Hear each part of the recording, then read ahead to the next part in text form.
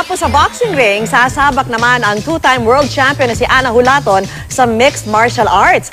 Makikibakbakan si Hulaton sa ONE FC Championships, bukas na po yan. Nakatutok si Chino Trinidad.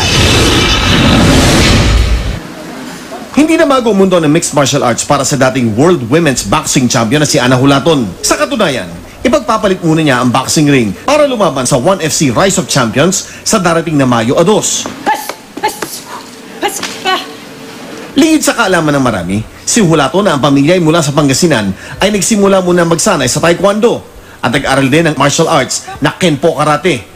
Kaya kung isasama pa ang kanyang striking skills mula sa boxing, ay solid favorite na maituturing ang binansagang The Hurricane sa pagsagupa niya kay Anna Sayed Saber ng Egypt.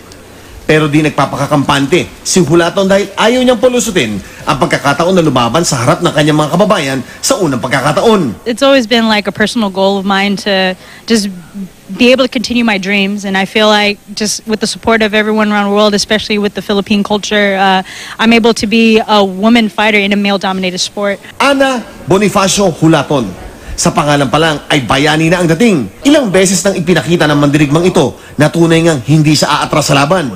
Kahit duguan na, ilang beses pinakita ni Ana na iba ang kanyang pusong mandirigma. I feel like it's a responsibility. I've been given this stage, this platform, and I feel like it's my duty to be at my best at all times. And I fought with, with cuts all over my face. I dedicate all of that just to the people who support me.